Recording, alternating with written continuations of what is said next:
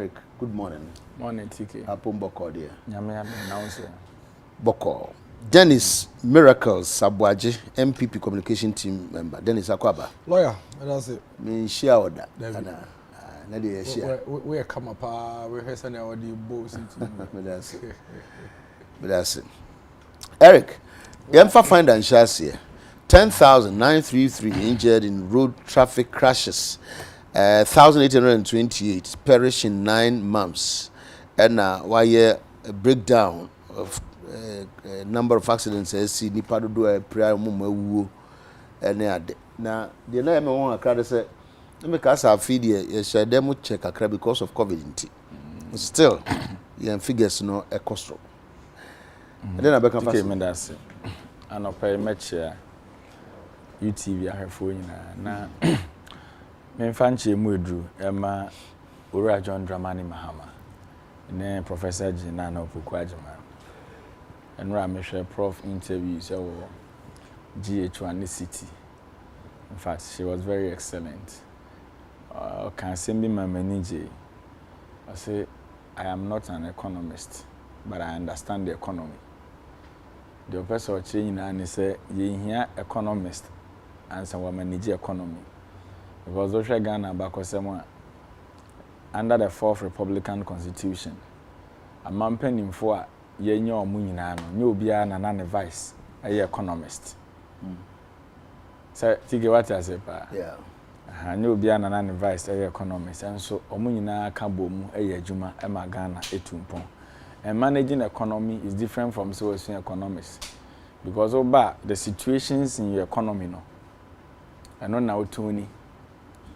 Like udi soko but the okusuya ne krata mu no na ode bebu omanya at times you do baby na hwa na watofu kakra because your lifestyle your living condition near ma pimpo no I thought that they was no kra ne mfa ho nhia so ye ma me se wonimdie ni sua hu na owo no ye ma na kwanya as a vice president of our country obetimi abo ora mahama na omodi mpuntu abagana fo abrabom atike we producer send them issues I mean who say you see nipa 1,828 and I perish within 9 months. So wow. I know it then. And our share percentages no so motorcycle near 39.17%. And our commercial vehicles 38.13%. And our private vehicles in 22.76%. So clearly no a tracer motorcycle accident no na was ropa.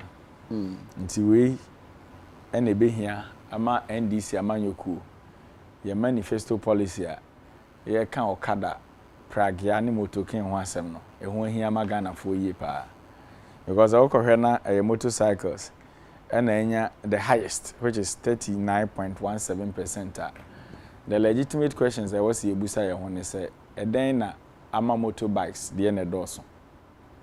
And what can we do to prevent all those happenings in the system? Back on say ohwe your motorcycles ya try ha figure ya identify say be a way a commercial na way a private. But we car the aspect na your commercial vehicle me bo atiki and 38% and about private vehicles and also percentage you know. So I think say with motorbikes figure na was no and on I can't share Ghana for say Ghana for my akwanya near Baba Mwa. Ye din hihye begu akwam e regulate o mode of operation. Said the beya akobedie na omoko no. Emfa oye nani ato renchem emeto yesu de bia. Because I don't know Eric when who say some motor you regulated that. Yeah, motor yeah. User of road and regulate. But the can Momo de na memetia say yemfa moto emfa nipa njiska ene ye nam hoyi tike ushi obi onim de ofaji sika ne de onfaji sika enti eno na mo eno ba mo ma the distinction na ebem enti e ba na ye kase ye be regulate a ene ohu motorbike bi enam kromu a e bia odwen se ono onfa nipa njiska enso na o ye sika adwuma even this analysis amaya amode abeto hai say ya de se ye wo commercial motor bikes ene ye wo private a nke bia e could be say because a commercial the accident was so chain because always you know omo mfa nye commercial purposes no I say ya na omoto omo motorbike so a kwan omo fa so di omo dwuma yesronko e na me kwa aba okadafo ne pragiafo nti the NDC aban kan se ye de nhihye ba abeto ho na ye de sunu ya ba abeto ntemu whether say obi ye commercial business obi ye private business but most of times ye be kan okra motor accident na happen and do na omo de commercial purposes oba greater Accra petemu ha motorbikes e wa ha nya adeketwa ye nam traffic mu na moto obi ya fo obi ho na oda hododo na ye okadafo no and if there's going to be a proper regulation e be kire say e wo say oye we nwo say oye ne de keka ho I think say e be boa ma accident ne so ate one time na me free airport neighbor airport traffic light tiki okada abrante obi tinachi wo yi fa ho say ya na another car so ye den e ba betwam na so anipa ni na and ade a mebusa me ho ne say den na be trigger obi say wadu be traffic light aso ne wotwam what am I say one ka obegina because what o kam onye ebone bia but okada for no later na omo so raise concerns say police for kro na egina ho a make sure say emra be yadwuma no ono duru ho beche no nti say traffic aso po obegina me ya chene de obetwam nti ya hwe a lot of the okada accidents na isi no dodo na traffic area na happen more nti say aban bi betena konwa so na oye nhihye de nhihye gu akwan mu say ene uyisu commercial motorbike there's going to be a proper legislation e back hill kwan ya obefa so edi ujuma say onam baby a easy identification ye behu say wadwuma wo ye na commercial we dey private ni nyina no beboa ama accident a e woda sector no so abrase e na ebiem ye say commercial e no so be 38 point something percent tiki cars ni bi wo ho a enye road worthy enso ni yetwa road worthy ayi ama na ebo animu tiki me hwe video bi wo social media nkwada na emse na omo ko school e na omo afọ omo bus nti bus na omo fo na jama sem ya bae nti omo huhuri na akwada ba ko afa ka no mu atofom just ka na se nyina condemn what I say nti I think say as a state na as oman no say ye behwe ye niema yi a na ye be examine niema anse ma kwanya say vehicle go create sequence a etoje ye na o kan so road worthy na okotwa na okwaji wo DVLA meaning so my proper inspection e kire say car ne sequence we den eyeye tike the same accident e bi su gina ho my drivers ya ye kaka passengers kan ho bi at times o for bus say o ko ba bi a passenger betimi a complain say na driver we dey on contempt ya for car tram 8 hours e nu sunyane but tike car kan na form say o ko long journey obi wo ho a ade san ohun nanim yi obi so ka carry onye comfortable obi so opentem akwa aba enti ni nyina ne ya hwe yi a e wo se ye de mai ho na I also use this opportunity say ma police visibility na eye more e wo ya kwan so a e ma driver for no nyina no so no ya na obi are very careful because the otwa mu wo barrier ha oba no ohun ni nua na wa ye ne sign e wo fom enkofo no wani mu ho no no so slow down enti e be stress o hwe figures na ye record na always see na ekosro enti what is police administration through the MTTD ebetimi aboa ne se ombema police visibility no so akosro na drivers no so ye be sre DVLA mode a modema license ne de keka ho no ya na etoda na connection ne do so do once de bia meka kuruma connection man for nko a obi be kwa akwaje license mpo na onim ka aka uhu na okuta license enti yen straighten ye ne sa de na emra form TK e wo ho because some people say DVLA buy no one of the things say they say this our core driving school Seguro boys wo nko an die e wo ho yes enti ye best say ya ye moye mra no ho ban because obi nim ka aka no okuta license and onyanya license na onya hu car no move po nim so ye driver enti the opportunity bi obenya no man highway so obesi so akọ enti ye best say ye nyina obi an watch each other said e be ya e be brave accident na so because just last 2 months e be ya obeti yes bus we have from nipa 14 we nipa 6 even me am a region what is just last 2 weeks or so almost 2 weeks me bono regional youth organizer and Abono East. One to the accident, Emma, many of Kojones and Craft from Mushre and Qua. A bit to say Kintampo Road, say, take a quine them, a come on. But accident is you a patemo. What you know, one tear. Okay, I said Nipa said the Munintra. Okay, I said Nipa Bed 34 be she, Cabin accident, Mamma she. And the American is simple. Car now and my colleagues in here head on collision. Driver and so.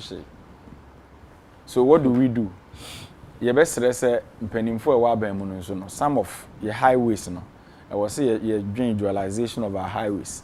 Because we can tampo kwana. I think says you dualizing a bebo more.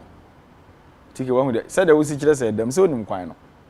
Nti enough from a four and to be not to see with the the probability some of crash very high. My first aquano so my fakwan so me severally. Yeah. Because about crowd na manikum. Nti me dru akura bi ase na mo wofu me ko pake ho. Na odika. Na me sere o mo se o ma mengu bi. Na no titimani so. Me ntwe bi mo no. Me di bi ameda. Me di ameda. Nti me ko sere o mo so o ma mengu fufu no bi na no titimani so. Oh good. Na o mo kwada o mo sere se me yes. Me so me nim se ade no me hia pa. Ti me wo wie o mo se me di da eh me di fufu o sa kwa so. Ticket there can see a dualization of our highways very important. Sanya money no you put you into consideration a bema accident in a sort of kakra. Baby am the no. Dennis. Lawyer. You better than 1,828 perish in 9 months. A hard dream. Nye COVID ni be kun nye COVID ni enya sa figure we. COVID kwen ku yense. Accident. COVID kwen ku yense. Yedi kan lawyer me fa chia kese emma Miami Equiapem North municipality, especially MPP police station executives. Now me ma me ba kon eno Mary always kopon. Our tie chipa bon homo de man be chana no pay. You know abema ba ko di no birthday Henry Otuanoma. And also ye man happy birthday. Na usra no panasa what kind news be say na yare hosam because accidents there ti say si wo kwan so a enyi nyina mpo na wo afi ho omo ma hwe omo enkwa no bebre ho a ono kra bia wanye boni bia okwan no so obi na efi ne kwan mu dia be hia no obi na wa park wo kwan mu baby wan fa triangle nsi ho obi na okada bia cross no that sort of thing nti accident in some day car I say kind of dispassionately na ye nyina to adwen na yetumi hu bebia ye de sia ebeboa the rate at which car kweshia Gana for nkwa no alarming. In fact o hwe figures na me akaka kran se me hu yare yetumi ku yen sin senia accidents ekunye no ade no so betumi ato bia na anope find a story no o hwe statistics na hu percentage a free motorcycles clearly a vindication of MPP in position say the use of two-legged vehicle no a motorcycle no on our road no a very very risky.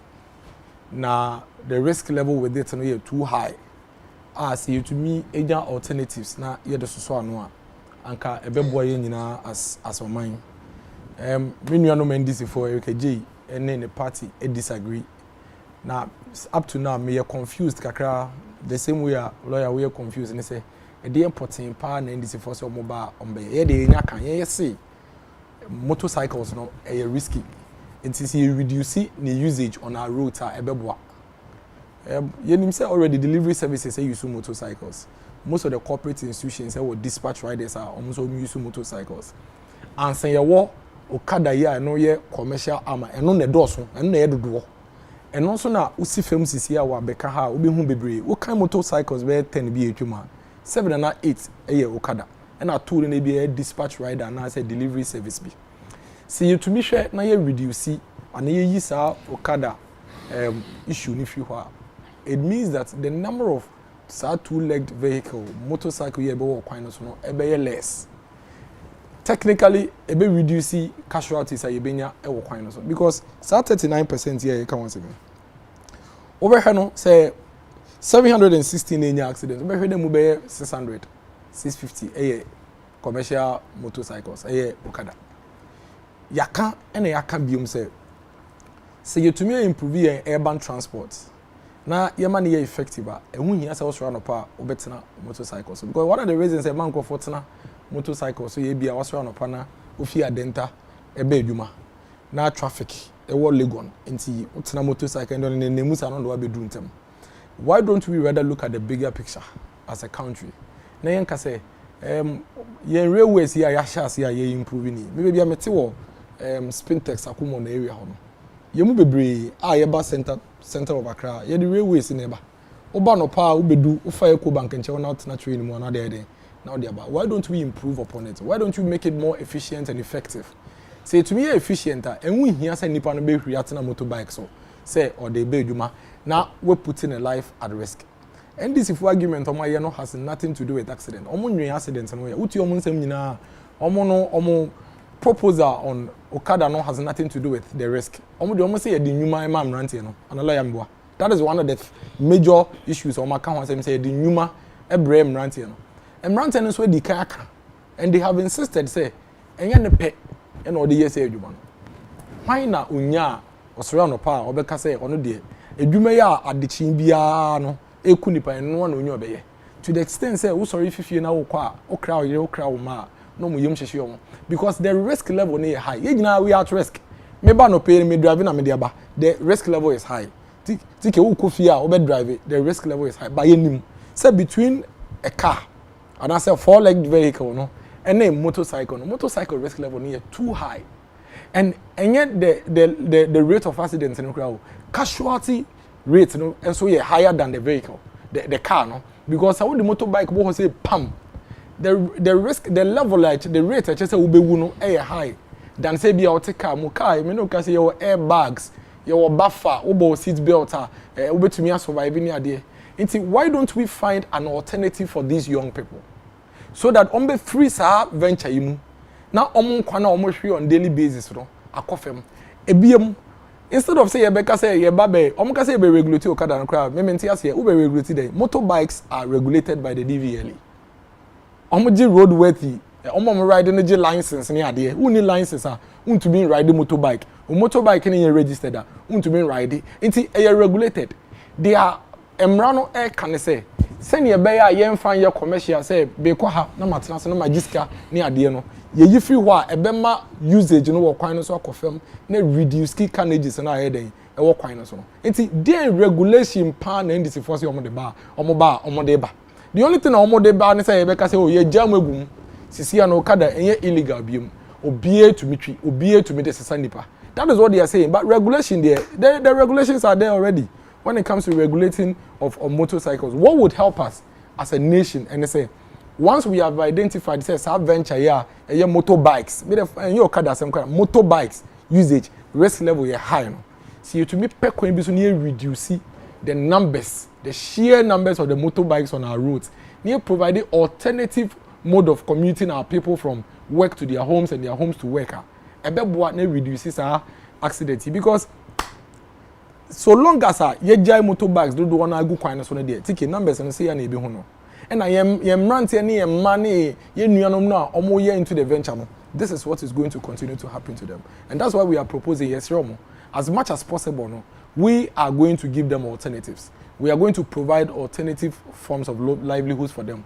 Omo are still a person go into the transport system no your friend is saying work and pay ne other sources of way. Your friend is saying ventures brom send a bear at least when you see cabin crowd taxi picanto you need one year thing who crowd picanto and now matters be now we tria and no moon ebe protect our life than Okada house run up and now coming to cars and also almost about 22% private vehicles. Therefore, commercial no crime private vehicles 22.7%.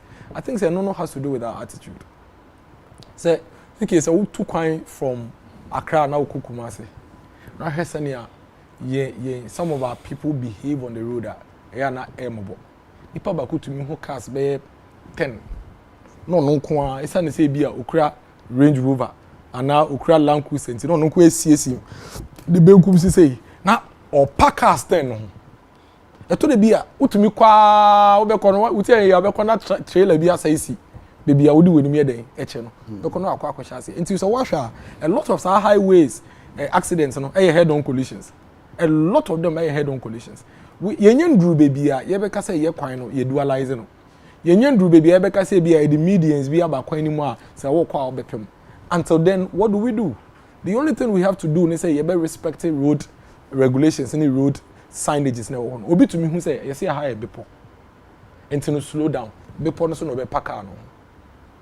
And we need to reorient our minds as a people and understand say so what do car no hwe as ye yonkwa na wu ukonya head on collision na ukoshia buses here if nipa 40 nipa 50 here na say ewo plus all those 40 people in the buses.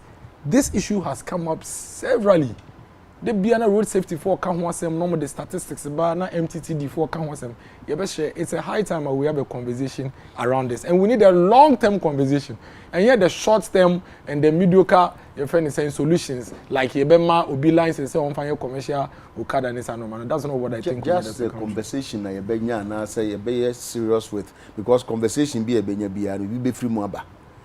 Are we prepared to say this animal no be adwuma ye gina yesu na ye sha ase ye ntrotro causes of road accident ni bisa mu nyina mo kai JSS obi a tro bi ye actual causes ni actual effects ni actual solutions one question na tie bapa ye tro o level no o kwa wa prepare one of the topics so right from ye nkwada bre mu kura no ye engage in intellectual discourse but it be seen there the very same factors no emu bia ni wa afi ho emu bia ni wa asesa so what then is the problem and I be fa na say nipa mu ade nti de yekoso a ewu ada ya be kan na so de mo ba no pay mo keka ka bia na ya bompa ya seta no be so ntem ne nsori nko efi I mean is that what discipline and like you're saying ye nyina enemy issues no I mean nim say yen your orientation because ye kan ekwan ye wie a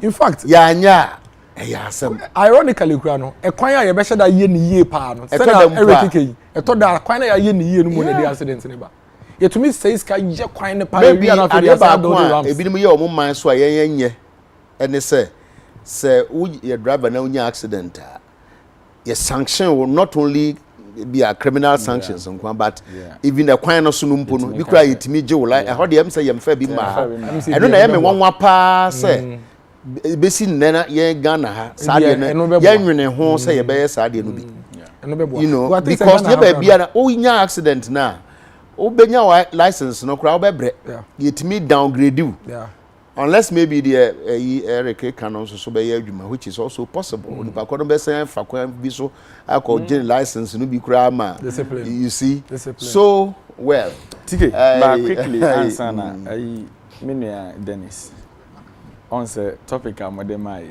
na motorcycles right nti me kasa no me fire no na me che mu say ye will be ordinary the commercial and will be ordinary using as private na me ne wo kase ye nyina agitum se okada emra nta akiri but anda mo watch say adwuma untimi nhwe nyankopon animu nkase okada anya adwuma okroma enti wo betena kase nya mo ba ya na montu be ni motimu abande ana ye adwuma me ne wo kase sisi so untimi mbane because ya me ne wo kase sisi nyame ya doma Tuesday and Tuesday 13th October 2020 me amenu asamia oku oni Moses Abo na Klote Kole constituency parliamentary candidate on be sure okada for enti are they going to meet illegal operators? Yes, because we are providing an alternative for them, so we are doing a stakeholder engagement. Okay.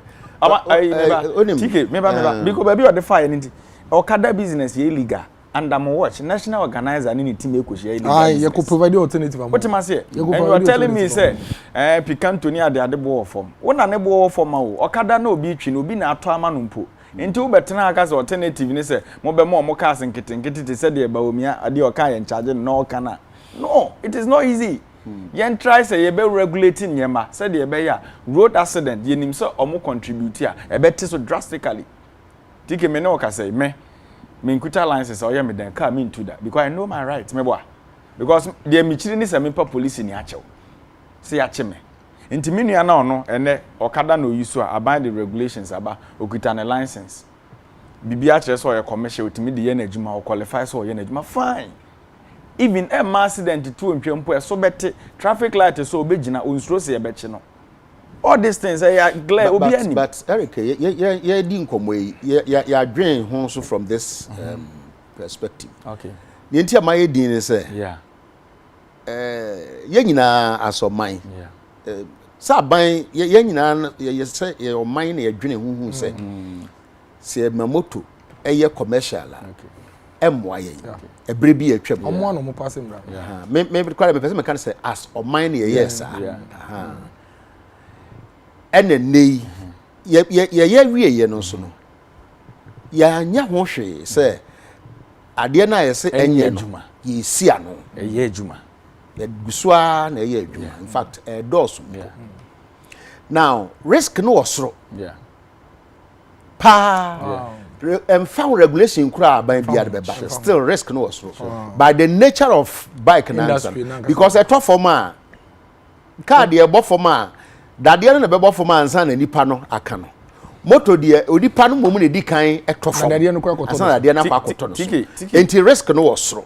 Fine. Enti nkomo na ye die ni nyina no. Me de me kasa me gina we anase gina but ye di no ye bedwene eno so. Two. Yeah, so ye mpe no. Ye bisa ho say alternative no ye provide na ye betimi a provide na. Then na manipa ekofro okada not because say ye nika. But so wasora no pa no wakodu okpomlo animu ho. Na bia wabeka electricity for no ho no. Na we di be say 2 hours a. Say one nante amfa foma. And minim ena yakwan ye so ya anya ba bia moto susu kura be fa. Nti no yese moto nananamu obi bebie ne pono akwakobo no it's a whole argument me hu ne say that simple say ye pene so say ye pese ye legalize no ene ya ye susu ye fi say ye mpene so no me gidi say ye nkomo e wo say ye die. It's not that simple. No, it's not going to be simple. It's not lawyer it's not going to be simple. And make say in the discussion we should be looking at the industry rather than trying to be populist. Yeah, in your position, and I'll state our position because that's our policy position. Yeah, in your position, they say, to say na wakano, normal means, economic for more ride bike no, ne hoche no, and na what's na so, and ne pay. Onya be fu franco be because onim say risk level no high. Secondly, nipa no so kwakotena so no, ono so anye ne pay. Obi wo hokra or car, but aka 30 minutes. E so to me free adenta ebesen eko 37 why late until now what na okada so it the solutions are there and so because are there na illegal but you found these solutions bra mote say omo person mo illegal. No, we've been expanding railways since we came into office. It is one of the solutions. Railways and in between so time number expand area no because me am a adenta no meaning how a railway no but that's what I'm saying. That's why I'm saying railway no kwan be pass because I thought senka wo be kasa na nka mo se sky train bi am kan senka e be no ki kasa na nka ya it's still being worked on. Na sky plane say you 2 years na the sky plane ticket. So what do you say? At least anya hwekrampo no we have indicated the policy direction and ya akwan ye be fa so akwan ye be fa so ye betumi egisa de na free o your position is say the mama come say your position no what's the that your position is say risk level no high which I urban transport but the problem be improved. And that is what we are doing by introducing railways to ensure that nipa betumi akọ adwuma be fie ntem. All right. Aban we buy. Ne modern boy wabo railway sector and change the Ura Mahama ye. Sir. Yes, because Ura Mahama ye adwuma railway sector maba mo to aso. Enti ye kan railways na mo kan. Ye Ghana kwa me danso for ho. Me krom suma hin kro ne sampa ho. Railway nko ho. Even in Greater Accra and Kumasi na the cities no. Tiki ayalolo buses Ura Mahama de ba ya ebe make transport no in a way ebe boy no. Mobile muja buses ni bi to the extent say na protect. What you say? Akwantempo ahodo bi ane ye. Wo betena konwa so almost 4 years you suspended everything. Ni nyina contributed to road accident. Enti wo betena say na na de okada for alternative ni say kan keto na ombeje a. Pikanto oni ba ko be 20,000 nipa na otwi okada no enye ne de obi dia. okay say or the okada kwaje car kra no the be more okada rider na so what I'm telling you is there is no policy that has been possible for you until you see illegal business in the country but ekoso tiki na me okay so prostitution is illegal so ekoso no but that is the argument you are making prostitution is illegal so ekoso okay sana ma edin honorable tiki the American say ene say president Akufo-Addo say or alternative e mo okada for na on ban okada no for alternative nemra ye ko campaign last 2 weeks na e wo brekum sa praga na enu amemu ana yisu no tike brekum kwa mako 3003 ba ku bia nipa ba ku na yisu so look at the source of employment this say nipa no a creative job amano ebo obi su dwuma di a odi unim say untimi eliminate adene from the system o can okra simple ede what do? You regulate the operations. Regulate what? Tike, motorbikes are regulated. Regulate what? I can't tell me say you bet me abandon okada ogana. Meaning no president can do it. Me I won't lie. No one can do that. Immediately we do it. They'll put it in their next manifesto. You be free SHS someone to me. You be free SHS someone to me until they saw it happening. And I'm not surprised. Okay. Ticket to answer. All right. Okay. So well, me give some common there because but for me me kasama Ghana for nyina ye pese hu say safety safety aban we be safety is key. Samia okushia okada for dey no okomo mo alternative okomo mo alternative okushia illegal operators okomo mo alternative you see you don't do that Eric minia yanka me nim se benka se kunkuma na se hwan na de akobbo sa ammunition bi abadu awudi sem na ekoso tike me da se me chia me regional chairman ambassador Kwajo ya me chia o se o hwe e osunya oh okay ti me chia na no pe tike jeli kan ammunition ne sem na me se adame me da and I'm a national communications officer some fi issue statement bi se yenya ntie se ye de akodie bi aboman mu ha efa akwati kwan so ne bae na custom for intercept or ports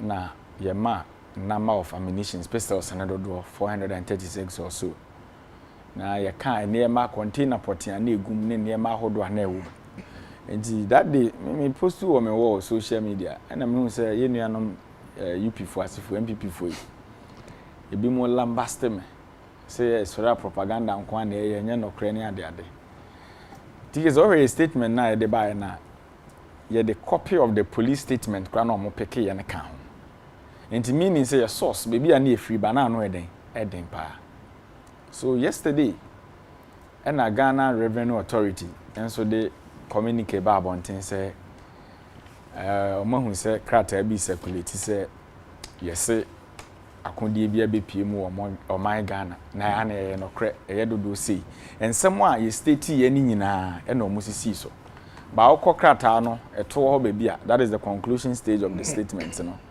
e na omoka say said the amanfo ka say ye big men bi omo aban mu e na ka say emfa sa anyema na mra no e no na enye no kre dike abrante na oye agents ema sa container na anke yi no ana sa gus na de ban Felix me wona picture na ne bibia wa dike se obi e de ne ema ba na obi clearing agent na okwa akọ clear eno nkire se bia ne ema na ye nipa ne dia so what you say ono ne dwuma dia odi ne se wo de ne ema man se eba onyi ma ona ba beje wa de nyesa ne tie but in eba ne se documentation aspect nipa na e bia car na wakọ kra wo de ba no esimesi ana obenten na akwa akoto ne car eno ye factual ana meboa nti enra sa statement ne ba we also started questioning them say oh very nice statement we commend Ghana Revenue Authority for the statement omode aba na why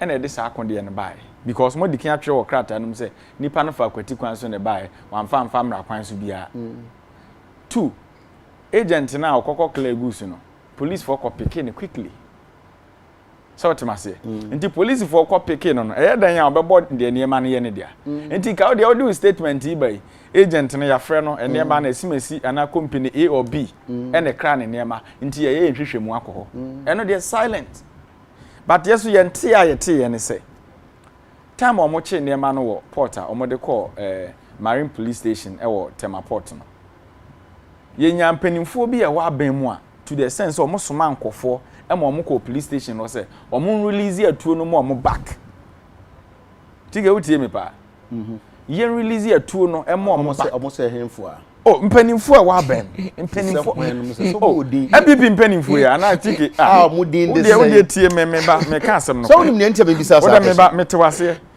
lawyer me ba because ade GRA for here what they say say bi na so so yi me ba and I'm say GRA statement what they said they are also going to conduct their investigations near the police administration also assured us the same thing and me say IGP akasa and I hear say empanimfo bi e wa ban mu but in the said GRA statement omo debunk that portion so omo nim sa anyema no and I mention say enemre ya tike ye wo mu obi anim the current state of our country eba na security a obi anim say o security breakdown for now enkoye breakdown, are you sure?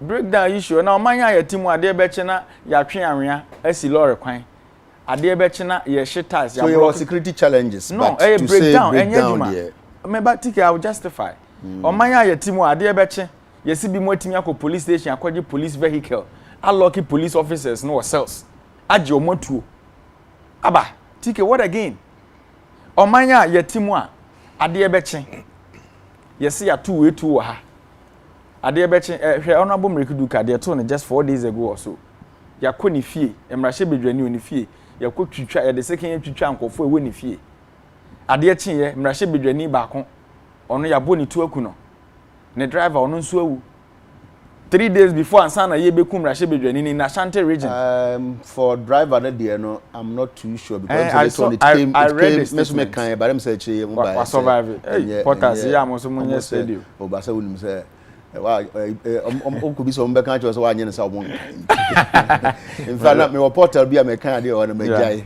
because okay we are na wasen pa so as ade amembo boss in Ashanti region just last week NDC your campaign team me no apeni less mood na nkofo bi kwa probo am Roberts ko attack o mo sa and one ade American see ammunitions no so no President Akufo-Addo betena konwa so a ayawa so issue no bae no eho na adwen ko ho se vigilantism emwo man no tike o kai pa enti o yesa o de mra akoto mra hye bedwafie si anyintum na embe ban vigilantism surely or the koye everything ye grantee bibia but na me ne o kase tike ebia bebi a wote na wontumi nka vigilantism eguso koso ana yen koso pacho me ha mitimi ka bibia ekoso ana me hu ameka me hu ye so dia se de wunya hu minim because kanena na metene de obetene abo wedin abo wedin be se menti din ni me ne o kase vigilantism koso upon see ye koto tutu gu amanfo na mu aya waso ne de keka ho na no ada ye kwa akoye registration ema mu omonye police fo nya asrafo anamebwa de na awu December na wanti okroma me am region nkran kwanta ye kum nipa baako me am region Banda district ye kum akwada baako no vigilance you see all these things Banda de border on insecurity mo MP ne mo parliamentary MPP manifesto what's it then and they say mo parliamentary candidate oh yeah then and them ma obi wu ye enti wa we tell on kum nipa nana no tell na ka wa se ono ko fa violence ni ba malicious violence no can no careful ono ko fa violence ni ba to aso bo nipa kro no kun ni de parliamentary na yo na so obi ewu nipa ko di anka me am region Silas akwada 28 good years ye true din keke no ye wo ne sekan kun no MPP ni na wo sekan President Akufo-Addo no wo man mu ha mante so kasa ya o masa state of the nation address about covid impo one day o wo share akwada na busua wo enra o di American nam central region say MPP ni de na IGP nkwohwehwem you see this is the greediness portion of President Akufo-Addo I will say it okay that time when you kum Silas no greed sorry thank you time when you kum Silas no Owura John Lewis okay that civil rights activist no na waka baby e wo ne krom mampani connected ko treat ye we share ne wo okay George Floyd ono so ka baby no Ministry of Tourism ko han na yie e ko ball canopy e di toy bi to what frako jansi ye na yie wo Ghana okay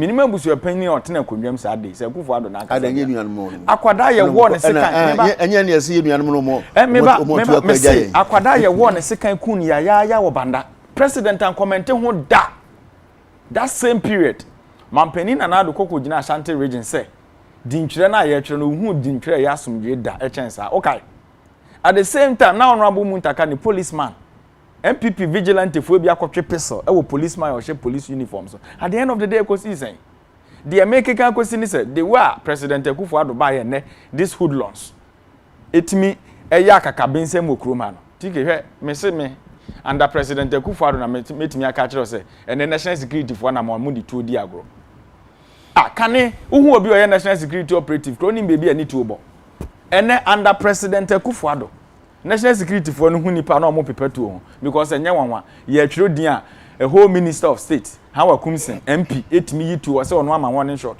na kroma onkwa na wotu tike ni nyina ye insecurity ni bia ena me ne wo ka se president Akufo Addo betena konwa so de man ne tiate se kura ene o ka ho hwe enye yi tike o kai police ni na e friend DSP na Nkabus Owura Akufo Addo betena konwa so a obetena konwa so ewo ne office na tenaye office of the president seat of government ye police ni tisa akwada ekosi sen tike mampani Akufo Addo kro ya betena konwa so in Ashanti region where the happenings is a whole regional security coordinator mampani power ne say eba ne security bambo in the regional on sha no Delta Force and invisible for corruption papa ifri in office and ye din a two sunny staircase okay tike ko wie ye de omo kogina court ye nya a whole regional chairman won to me man be ka say omo court no nim so ombeji obi 1800 international bottom enti say wo ye niema we ya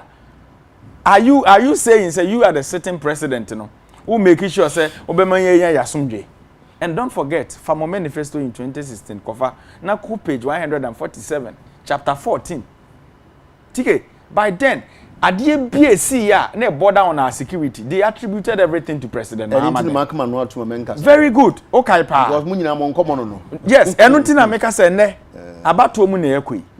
The rate at which ene man happen anu eden. Anu eden. Sisi aye ka say enra na me kan story be kra na say EU a blacklist there money laundering ne ade.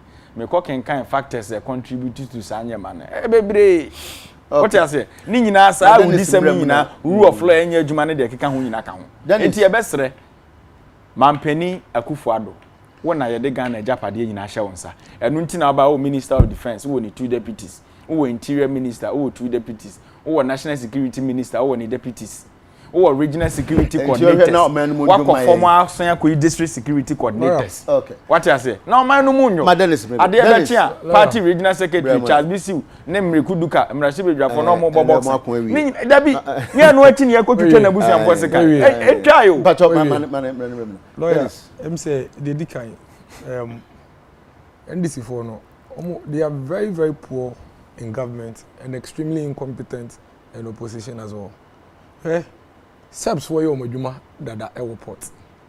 So we for police report. Now the Bayer press statement. Now we roll in there. When I go home, say it only she took Ruby Muna for fresh from Mokochiana. One Casa where the car say more release more press statement. Now police report. HSA SEBS for Achi. I intercepted Fed saying ammunitions be at the port. Police for go so a investigation. And see, what is this thing about Eric J. Ne Sami Jemfi trying to make it look as if say Omo no mako who say to be she to Krubimu and Omako ko yi say to den ababonten. SEBS ni police for your Majuma. So what kind your friend is saying statement here GRA for the by here. They have indicated clearly, and I would probably mention it or say the police have stepped out their investigations into how a cache of arms was allegedly imported into the country from Turkey. Yesterday, the Marine Police Unit in Tema picked up 6 people in connection with the incidents. I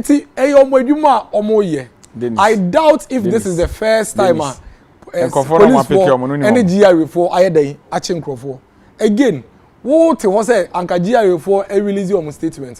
Anka Omofa Edi names of Omo Mudi to Yede The people have stated in their statement say as at now they are still investigating. Emma me no ka say almost say and police for question the past 6. How do you come and tell them but say then it's a miss question. Sir, and near my cranium bar.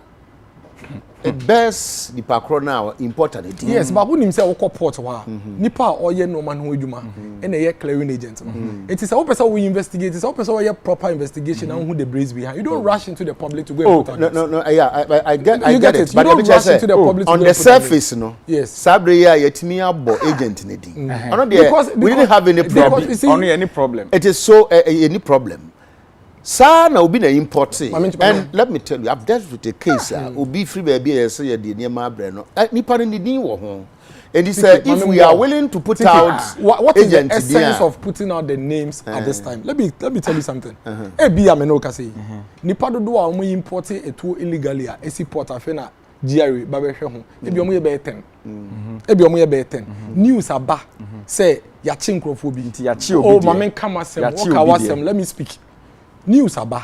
The police and the GRA need to find the masterminders behind this importation. They want to find out the people, the real people behind it. If they rush out and put out a name and say, oh, yachi etuobi na etuone yachi etike na debaye. What if said the investigations could actually unravel say at the end of ticket or debaye. Now there's somebody behind you. Add on to no, that but they are investigating. You are going to give room for people to run and hide. Allow the security agencies. Number one, I am on a mama GRA for cheat. They are doing their job. I'm not macho mutu. I am on a mama police for taking a friend saying statement. Police for your mojuma dada. And yeah, NDC for in their command intelligence they cheat no. NDC for statement no buy all the police statement take on dada. So the police and the GRA are doing their job. Please let me please someone leak his statement. Where are we? Eric, mami kama se. Me no disagree on so many things.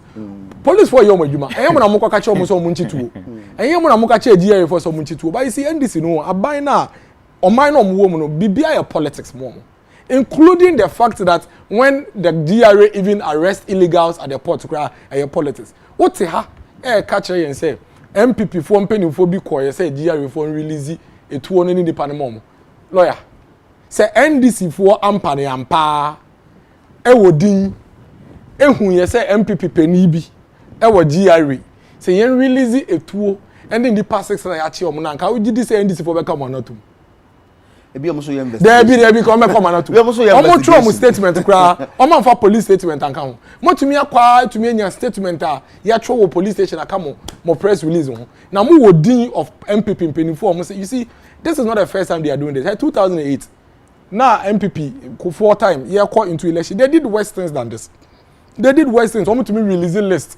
Yes, we MPP paying for about 20. We want to cocaine. We want to heroin. We want to weed. Want to me release a list. Yes, say a list of form account. This is their modus operandi, and this is from style. I don't know. Until we are not surprised. Instead of some of them, my car, someone on a board, mine say, NGR for my idea, your bomb a basso. Police for my idea, say we investigate here beyond the your friend is saying. Interception of the ammunition, you know. My idea say to me actually nipa be sense. Mon cause na making sure say we'll get to the bottom of it. For them, it is politics. What has MPP and Abine got to do with Ethiopia and Kophobia importing illegally? Abine na achi omo. Nigeria na here Abine na hwe so. Abine na chi tuwo no. Na sanka MPP mpenifo na dey to ne banka GRA be chi omo. I mean, what kind of logic is this? Say MPP penidi ana Abine no na dey etuo ne ba tiki. Anka GRA na aban na hwe so no ba kwachi ono ane no ma publishing important anka GRA na aban na hwe so no aban na ba kwachi ono ane no ma. You see sometimes the logic and the thinking of the NDC no wo see MPP mpenimfo ene aban na ede tuo e ba Ghana na aban na asa chi ono ane tuo o chi ni tuo ne say wo bra bete. What kind of logic is this? Okay, so Dennis as a communicator o name me be adwen say ebe ma kwama sa speculation na festa. In due time, the security cannot be pushed by what NDC says. No, I'm not talking about NDC. Maybe a question. In due time, they will bring it out. Who is giving the timelines as to when they should bring out the names? Who is bringing the speculations can continue. Ultimately, what is important for the state. But Dennis say you can't say we are not saying say man will be a timid transfer no ada ope. or you don't more because of me investigation. But somebody the preliminary statement about lawyer. No, I know it. The American statement now okay. Exactly. Obi am push obi. But we are also entitled to know. They will because bring it to you security no Omonie island. Lawyer. At this juncture, we are accountable to us as a people. At this juncture, and this obi bisa say, mo de nipa wesmansia, mo de we aba. Na nke yehu nipa kro de ba ya, which for us, me amete hey. And I'm not saying this because the NDC for aka. Me ankasa as an individual, me so me wo madwene. So, mabo agent din, ono de ya ankata so. Yeah. The other buy the yes here twentwen so. Yes. Na se nke bia mo bodin a. Me hu se wo body akore din a how a say obi the suma na obeka say wagya ya. Yes, exactly. Ena tio. So wa money din so a kra obetimi aka say on. Yes, which is also possible. But let's leave that to the security for them to handle. The air perfect security for them want to say. Oh, Eric, my man, we have ammunition as a time. Stop that. Now, the point is that stop that. Let's proceed. They should let it sleep. They should allow the GRA and the police to do their job. Now, the issue of friend is saying. Niama TK keka say pobi a yesa ye china me makasa minim de up to now security agencies omo ye ho dwuma ni person ko chiro na ye ofoso apop for NDC chairman. He is the one who is on record with a tape say omo ba be kidnapping kola about break or her because the matter is me say onu na some ko chiro it is some obi and they court e be so no so no until court oh me no nim sir me say say o catch me oh yeah great I'm just it is a Ghana for person mu hu e be a sa plan na ofoso apop for the two fem na akopi or court e be no normal setting in say okay so what you say Eric would you let me talk would you let me talk I was some that's not your business let me come asem na o kana emi ebiem tike be bia ni ho a obosu ampofo ekojina kan sa asem ade na o court so say be bia ni ho we twa so ha ma the break what it means is that ebia say Eric Eje be accuse Abanya me say between the government and the opposition the one who has come up with the intention so nyo baby bisa na NDC because it's in court and it's being dealt with in court right now. Okay. As we speak. Yeah, the best 3 minutes. They say and they 55 days. Na ye kotwa. Yeah. Yenka enkra.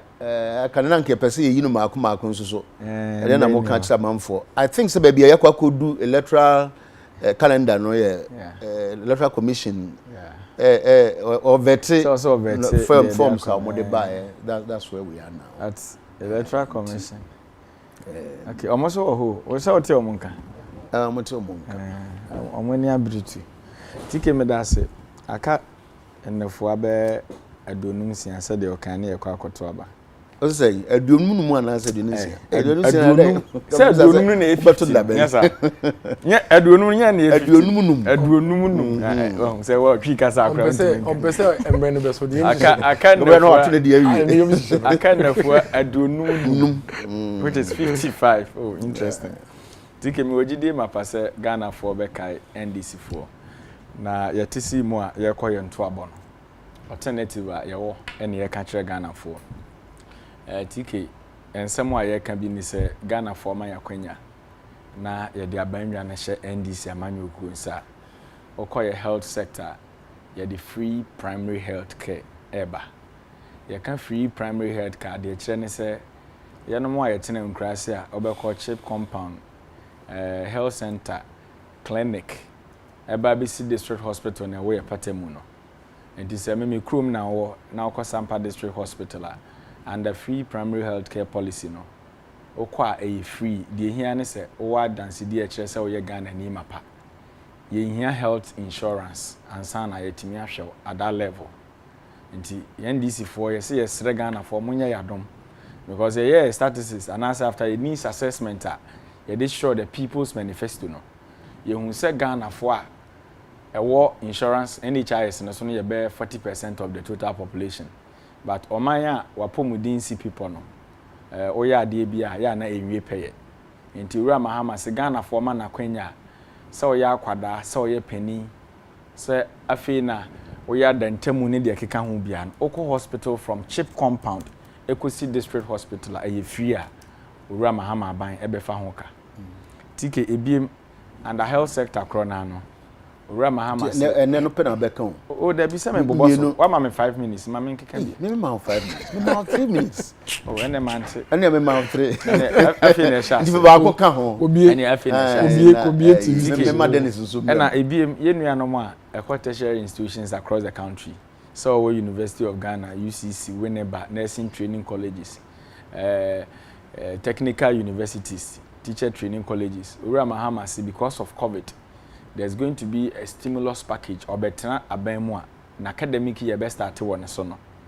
your operation be a friend operation chempe akwada na school fees na 4,000 owura mahama aban be fa half na no so ama wo for wan ha omo kakra wasan so aka bi em say okọ your second cycle institutions na free SHS na ye koso no ye ba ye be make sure say double track so ye be man na ye 10 of the past na ye nuanu me private sector because the constitution is a free education for all nchichemu bi anim enti ye nuanu me private institution no ye de omo so be ba the mainstream ama omo so aba enjoy free SHS me de manu si form no ye wo your policy ba kwa ye friend national apprenticeship program under the national apprenticeship program no akwese say o my time bia no ya na ye dwen say obi a wansua homa no on de oni bibia ye enti de owura mahama e kan say under national apprenticeship program so wo petemu bi nansa no djuma bi na opese osua hairdresser carpenter mason de keka ho oba obe make sure say obi a oya willing so obesua bia na aban de ne beto adwuma na wo train sana e wo say wo besua tua no aban ne tua ma wakosua okay wo adwuma mu amoso bi aso a ya pe bibi kakra ma wo de twetwa ho na wo pa wo ho a ya ma wakade a obetimi a secretary na wonso wenye bi akọ also can the obe ya magana also can the owo lawyer December 7th about when you kwakoso no between two individuals between another Danko Akufo-Addo the current president and his excellency John Mahama the former president niam mienu na Ghana for ba behwe kasa de obi etumi kan cheap ye ntua ka ye nto enti ne ka no emre the Ghana for ehwe ni dia oka oye fortunately for us as a people no nipa mienu we nyina nipa omu nyina aka na omaba na yehu de ometumi aye yenim dia oba ya oka so the free one time premium ebeba for national health insurance awentumi aye ye wo dia oba ya oka se onunwuma beba awentumi aye ye wo dia oka ya oba ya okeka nsem bebre awentumi aye ina ye wona na Danko Akufo-Addo oba or the specific promises in the ba ye ba ban mu no yes ye ba ye be ma free senior high school education almost say ain't possible like there's no way it can be possible almost stage demonstrations bebre ye ba ye de aba na na Danko Akufo-Addo kai say oba obe make sure say district bia no ye be share resources ye wo na ye dey develop district and add value by setting up industries and also ye ba ye de aba enti voting on December 7th no say wo to aba man na Danko Akufo-Addo na ye Ghana ni atie ni ye wo to aba a protective free senior high school and NDC for say omo betwem wo to aba ama 1.2 million Ghanaians omonya kwan akwa secondary school no wo to aba ama Dennis menyin free o maka so we dem make we our address it no the second one third one no come I'll respond to that no oh you are breaking my thought yes but my main into almost made among can so almost metwem what did they say no mo say dey me ya ntwene tenten into almost dey among can into say dey o say dey o kan na to o say almost dey anyawo into almost made dey me say me ntwesa okay ma me ntwo ma say so dey to so bi you ya munni no kre kakra there o to aba for December 7th for Nanado what they protected 232 factories na yesi what district aye wie mu 76 CDS what to abama na na Danko Akufo-Addo what they protected nurses allowance omo buy omo trade Eric can you are not being this? fair you are not what to about December 7th ma corrected what to about December 7th my MPP what to about a protected teachers allowance on December 7th what to abama na Akufo-Addo what to about a protected nurses allowance on December 7th what to abama na Danko Akufo-Addo what to aba ama rent scheme ayede ba na Ghana ni oni school betu advance no wetimi access bi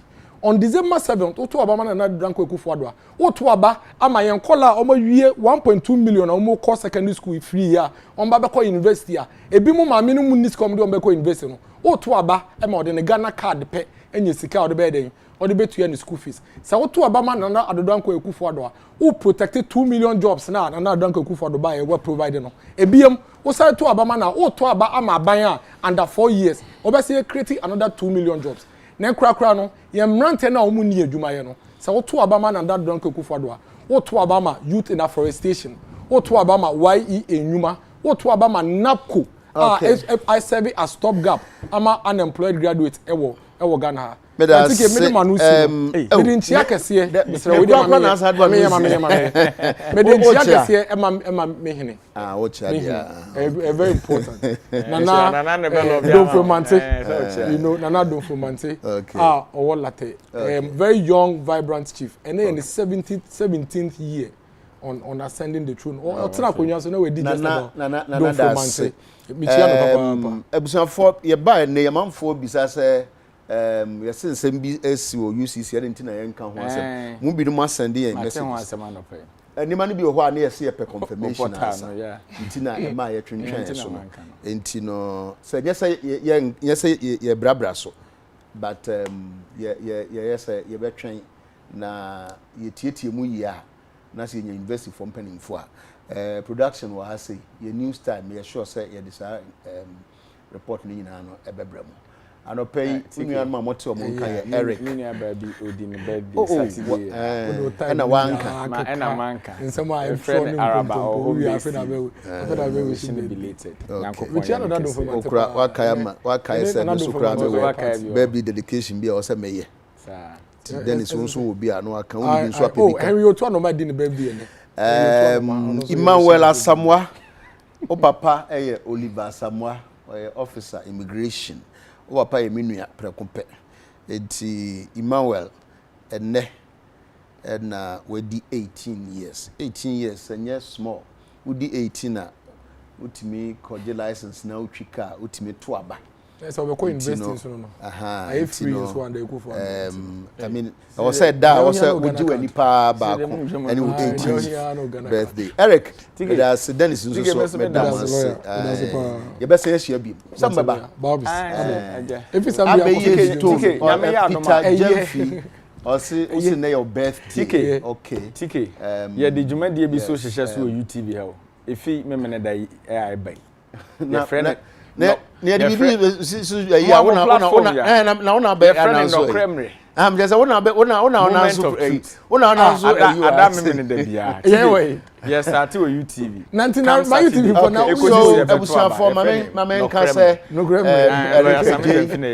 say ono no ye nipa no go so grem ntro hene then is say ono no ye head of TV Eric J ewo YouTube enti no anu aba announce new program ewo ha TK be come enti no what discharge na mitime sorry say yes una head of program no they say una head of program yeah be kind of crime only truth nothing but the truth okay yo busan for that is most so mo bi ana oh yeah also your head of program yeah the amode be man bi e ba be fa yenti say but me nim say yeah the offering now you buy be kaya so why omo internal afro busan for your page yes omo be create artificial words we know